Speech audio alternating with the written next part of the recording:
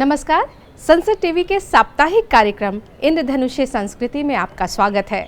आइए आज इस कार्यक्रम के माध्यम से हम आपको लिए चलते हैं विंटेज पोस्टरों की एक प्रदर्शनी में।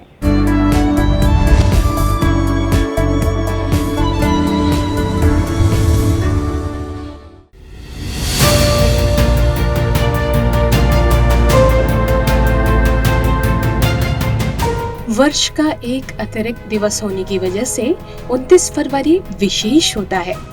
4 साल के इंतजार के बाद आता है फरवरी का यह अतिरिक्त दिन। इस बार यह दिन खास बन गया। इसकी वजह थी एक अनूठी प्रदर्शनी जिसे नाम दिया गया है journey through time +1 day +1 story. इस प्रदर्शनी में 1920 से लेकर 1960 तक हाथ से बनाए गए इंडियन कॉमर्शियल पोस्टर को प्रदर्शित किया गया है। यह प्रदर्शनी तरुण ठकराल के आर्काइव्स और ली मेरिडियन नई दिल्ली की साझेदारी में आयोजित की गई है। यह ऐसी प्रदर्शनी है जहां जाकर आप पुराने समय में किस प्रकार कमर्शियल प्रमोशन किया जाता था, उस कला को, मेहनत को समझ सकते हैं, जान सकते हैं।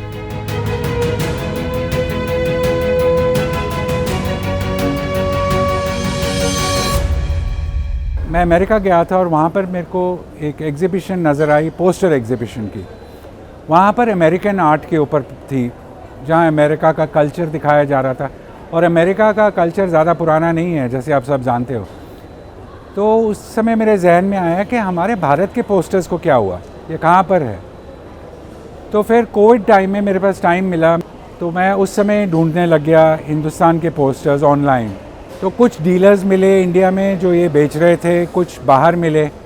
तो जैसे ही कोविड ख़त्म हुआ मैंने फिर वो ख़रीदना शुरू कर लिया उनसे।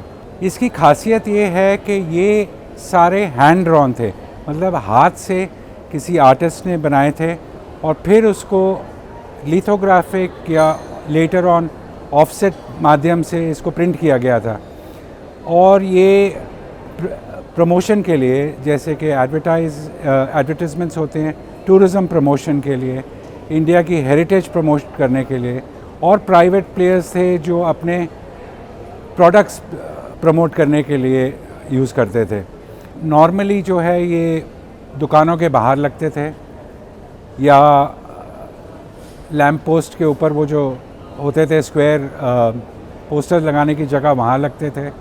जो इस समय डिस्प्ले में है वो सबसे पुराना वाला 1920 का है और सबसे लेटेस्ट वाला है वो 1960 का है।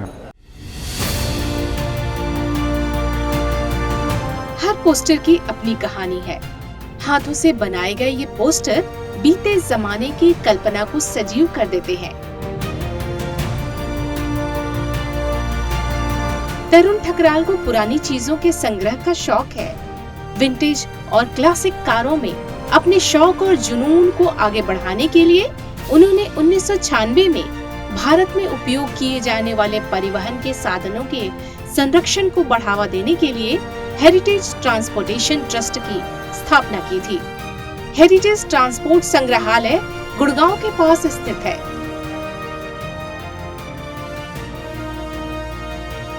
तरुण के पास पुराने कैलेंडर, पोस्टर, ओलियोग्राफ, प्रिंट आदि के रूप में मूल लोकप्रिय दृश्य कलाओं का एक विशाल संग्रह है।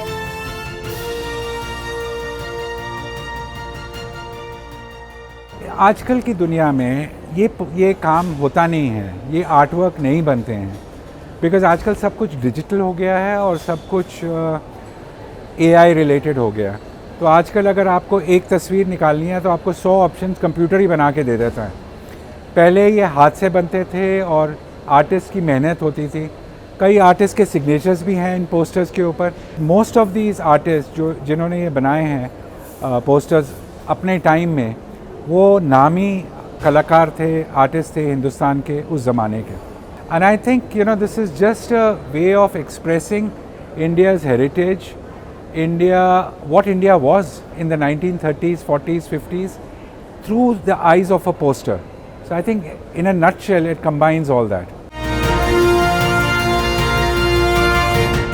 आपने अब तक यह प्रदर्शनी नहीं देखी है तो आप देख सकते हैं।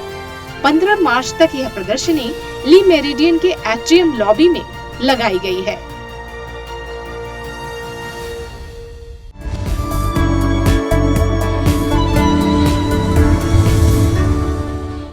बीते दिनों डॉक्टर सोनल मानसिंह के संचालन में कलाकारों के साथ एक संवाद का आयोजन हुआ। आइए देखते हैं इसी पर आधारित एक छोटी सी रिपोर्ट।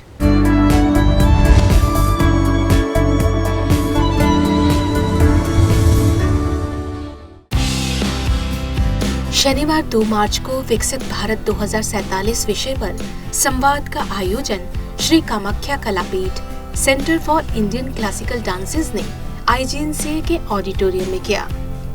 कार्यक्रम का संचालन पूर्व राज्यसभा सदस्य और नृत्य गुरु डॉक्टर सोनल मानसिंह ने किया।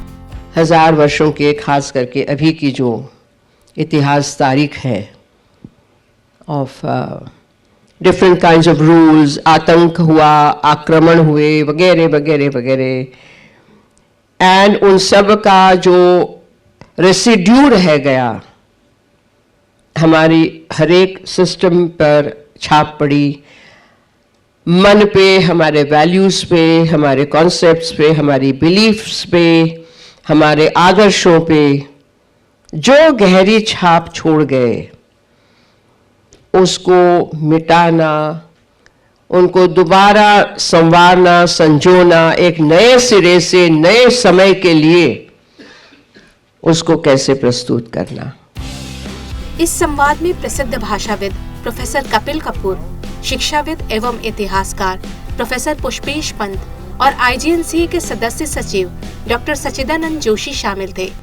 मैं मानता हूँ मौर्य ले लीजिए, गुप्ता ले लीजिए, राष्ट्रकूट ले लीजिए, चालुक्य ले लीजिए, होयसालास ले लीजिए, अभी तक आप जो दक्षिण में जाते हैं तो वो ट्विन शिव मंदिर है ब्लैक ग्रेनाइट का, होयसालास के समय का। तो इतना दोनों इकट्ठा चलता है। कारण क्या है और या कारण कौन है या करण क्या है, ये अंतर संबंध ऐसा है कि हम कह नहीं सकते। मुझे लगता है जो सांस्कृतिक सक्रियता की बात सोनल आज कर रही है, उसमें ये बात सोचना बहुत महत्वपूर्ण है कि हमारी संस्कृति साझे की विरासत है। उसमें कोई ये नहीं कह सकता कि मैं उड़ीसा में जन्मा हूँ तो ये मेरी कला है, मेरी धाती है, इसको मैं ही लेके बनाऊंगी। अगर आप 15 अगस्त 2021 की प्रधानमंत्री के भाषण को याद करें तो उन्होंने 5 प्रण कहे थे। वो संकल्प भी नहीं है, सपना भी नहीं है, वो 5 प्रण हैं। और वो 5 प्रण भी एक ऐसे विस्तार के साथ हैं, एक ऐसे क्रम में हैं कि अगर आप उसको देखें तो आप समझ जाएंगे कि हम किस गति से और कहां कैसे बढ़ रहे हैं। संवाद में शामिल कलाकारों ने भी अपनी बातें रखी। मेरा नाम है Anurag Chauhan and I just want to ask how many people are here in this auditorium below the age of 30? If you could please raise your hands. आप हो? नहीं, I am and that's the point, that's the question यहाँ I पे want to कोई keep. 4-5 हाथ उठे जी, और वही मेरा सवाल है that there's a need of module amongst the youngsters because there's a preconceived notion in the youth. We are talking about the youth, but it's a preconceived notion where if you go outside the auditorium and tell them we are talking about art, culture, classical art forms, they'll run away.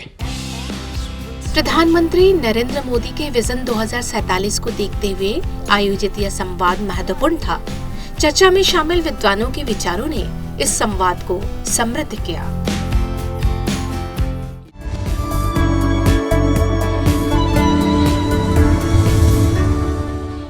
अब चर्चा एक ऐसे साहित्योत्सव की जहां मुशायरा है, नाटक है, साथ ही है गीत संगीत भी। जी हां, अब बात जश्न अदब की।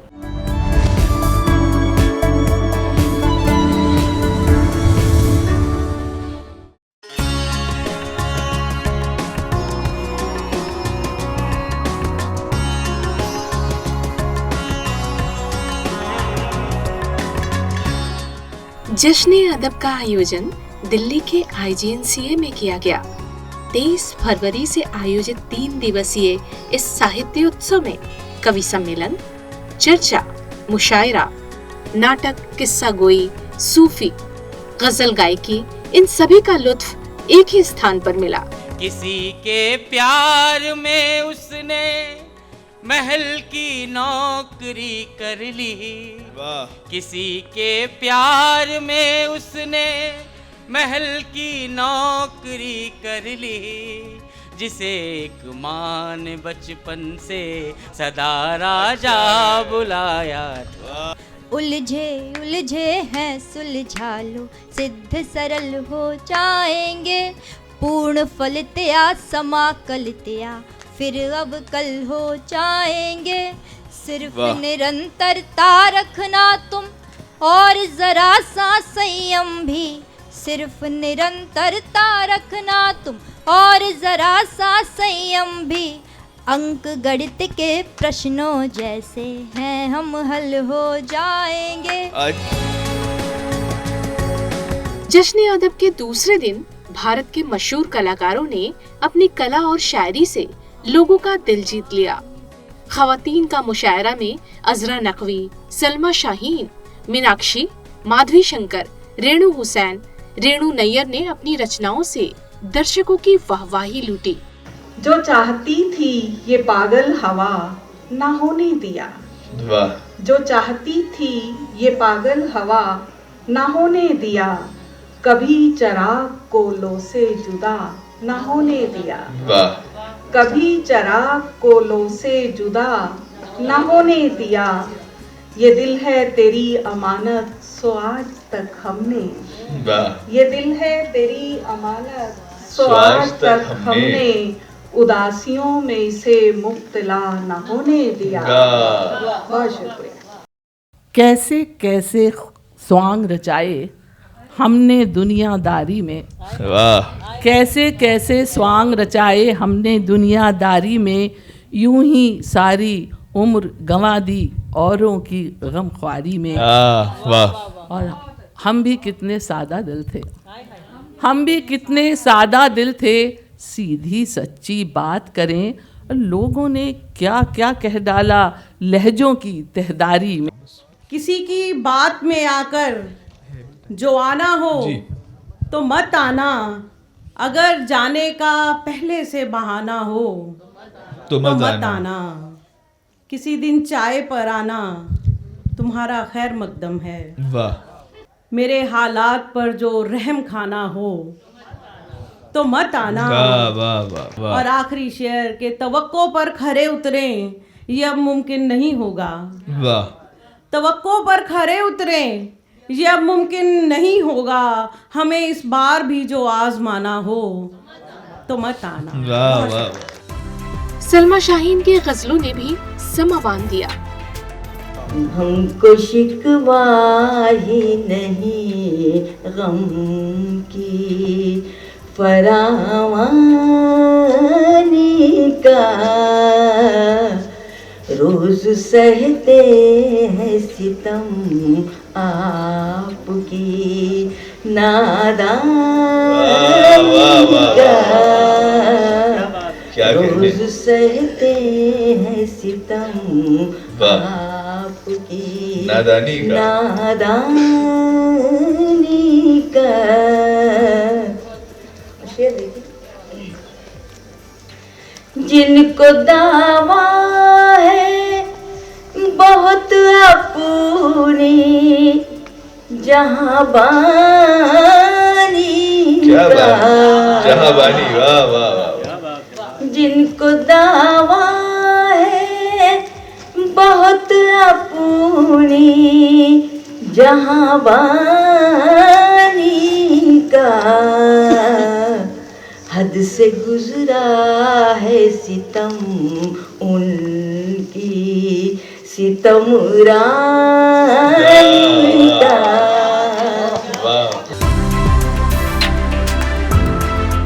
मशहूर शायर मिर्जा गालिब को केंद्र में रखकर एक नाटक का भी आयोजन किया गया था। नाटक का नाम था इंडियन नेशनल गालिब। ये क्या पढ़ रहे हैं? ये उन लोगों की फहरिस्त है जिन्होंने हमारा पैसा दबाया है। यानी आप कह रहे हैं कि गुलजार साहब और जगजीत सिंह तक पे आपका उधार बाकी है? जी हाँ, इन लोगों ने हमारी गजलें गाकर हमारे कलाम बेचकर करोड़ों कमाया, हम अपना हिस्सा क्यों ना मांगे? इसे लिखा था डॉक्टर दानिश इकबाल ने और इस नाटक के निर्देशक थे अनिल शर्मा। नाटक का थीम था कि मिर्जा गालिब पर मुकदमा चलाया जाता है, उन पर बहुत लोगों का बकाया है जो उन्होंने चुकता नहीं किया है। मिर्जा गालिब अपना मुकदमा स्वयं लड़ते हैं और उन सभी आरोपों को बेबुनियाद बताते हुए अपनी जमीन को अंग्रेजों द्वारा हड़पने का हवाला देते हैं। योर ऑनर, मिर्जा गालिब पर अगला इल्जाम यह है कि जंग आजादी में इन्होंने अंग्रेजों के साथ दोस्ती वफादारी निभाई और अपनी देश की आजादी के लिए कुछ नहीं किया। जनाब, आप कहते हैं कि मैं अंग्रेजों का वफादार था, तो कैसी वफादारी के चलते मेरा भाई यूसुफ मारा जाता है? इसी वफादारी के चलते मुझे अपने घर से निकालकर 2 फरलांग पैदल चलाकर कर्नल ब्राउन की अदालत में ले जाया जाता है, जहाँ पूरी उम्मीद थी मुझे भी 40,000 दिल्ली वालों की तरह सूली पर चढ़ा दिया जाएगा। वो तो भला हो ब्राउन साहब का, मैंने उन्हें लतीफ़ा सुनाया, वो हंस दिए, मैं बच गया। लतीफ़ा? यानी आपने जोक सुना दिया अदालत को? जी हाँ, उन्होंने मुझसे पूछा तुम्हारा नाम, मैंने कहा जी मिर्जा गालिब। तुम मुस्लिम है? मैंने कहा जी आधा। आधा बोले तो? मैंने कहा जी मैं शराब पीता हूँ, सूअर नहीं खाता। इस बात पर वो हंस दिया और मैं बच गया। अंत में जज मिर्जा गालिब को देश विरोधी के आरोप से बाइज्जत बरी कर देती हैं। हास्य व्यंग से परिपूर्ण इस नाटक को देखने के लिए दर्शकों की भीड़ अंत तक जमी हुई थी। ये साहब मिर्जा गालिब नहीं है।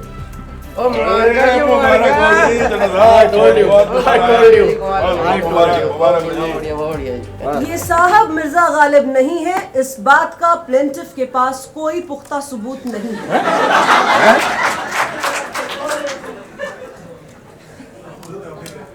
ये साहब मिर्जा गालिब हों या ना हो, लेकिन इन्होंने प्लेंटिफ द्वारा लगाए गए सभी इल्जामात को बखूबी डिफेंड किया है।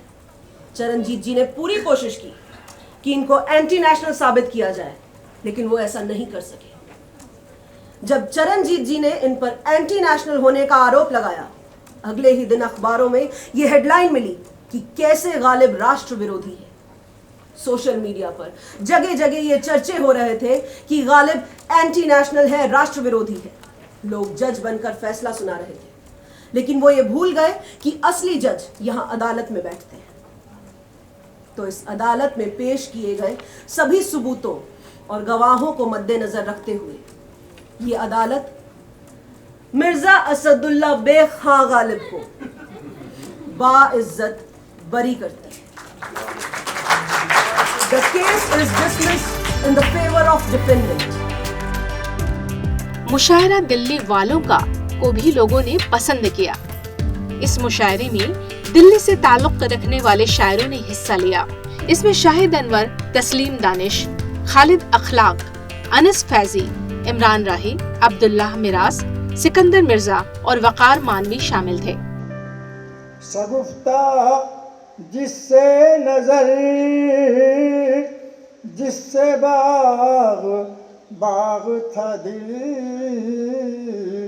शगुफ्ता जिससे नजर, जिससे बाग बाग था दिल, बहुत दिनों से वो चेहरा नजर नहीं आया।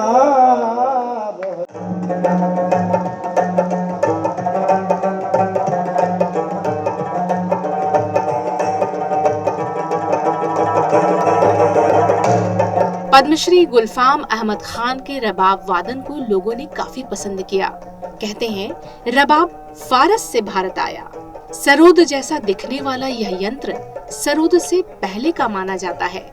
इसका इस्तेमाल आमतौर पर कश्मीरी, पंजाबी और सूफी संगीत में किया जाता है।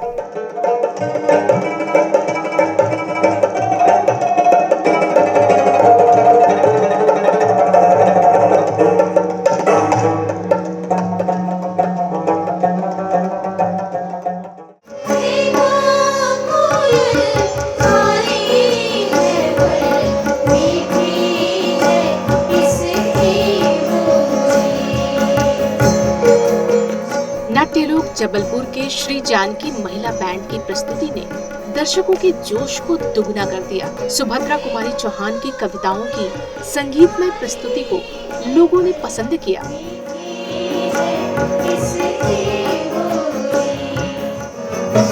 नर्मदा मैया ऐसी तो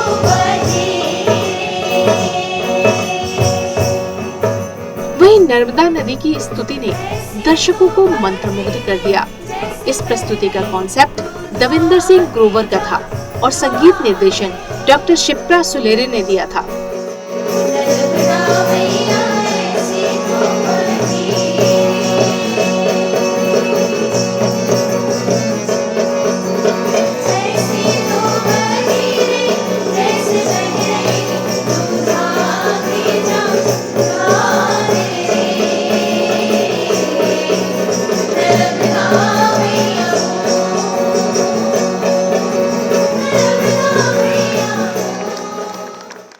सारे वादे वफा हो गए, सारे वादे वफा हो गए। 3 दिवसीय इस साहित्य उत्सव के अंतिम दिन उस्ताद शुजात हुसैन खां के सितार वादन ने माहौल को संगीतमय बना दिया।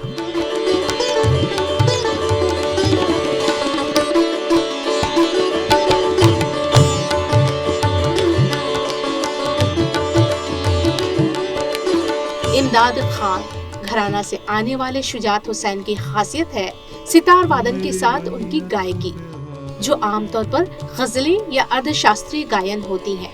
मेरी मैयत में आके कहा, मेरी मैयत पे आके कहा, तुम तो सचमुच खफा हो गए।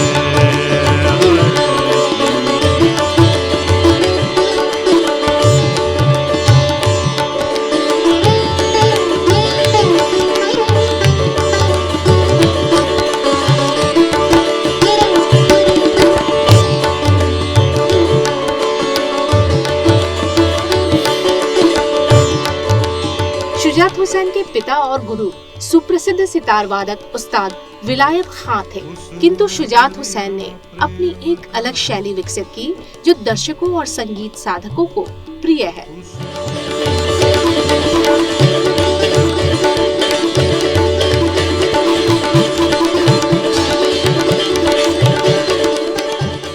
साहित्य और संगीत की विभिन्न विधाओं की खुशबू बिखेर कर इस वर्ष का 13वां जश्न-ए-अदब समाप्त हुआ।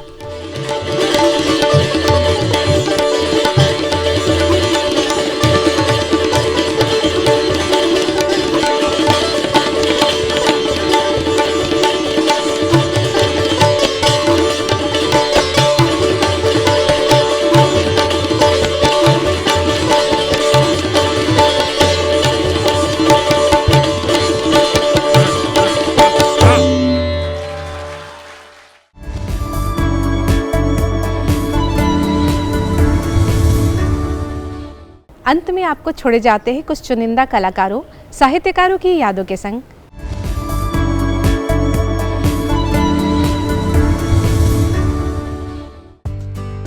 भारतीय शास्त्रीय संगीत के किराना घराने का प्रतिनिधित्व करने वाले गंगूबाई हंगल का जन्म 5 मार्च 1913 को हुआ था। वर्ष 2006 में उन्होंने अंतिम सार्वजनिक प्रस्तुति दी। 21 जुलाई 2009 में उनका निधन हो गया। लोकप्रिय उपन्यासकार फणीश्वर नाथ रेणु का जन्म 4 मार्च 1921 को बिहार के पूर्णिया जिले में हुआ था। उन्होंने अपने उपन्यासों में आंचलिकता का बारीकी से चित्रण किया। उनकी कहानी मारे गए गुलफाम पर बनी फिल्म तीसरी कसम आज भी देखी और सराही जाती है। 11 अप्रैल 1977 को उनका निधन हो गया। शेखर एक जीवनी, नदी के द्वीप और अपने अपने अजनबी जैसे उपन्यासों के लेखक हीरानंद वात्स्यायन अज्ञेय का जन्म 7 मार्च 1911 को हुआ। अज्ञेय ने 7 कवियों के वक्तव्य और कविताओं को शामिल कर तार सप्तक का संपादन किया। उन्होंने कविता लेखन को एक नई दिशा दी। 4 अप्रैल 1987 को उनका निधन हो गया।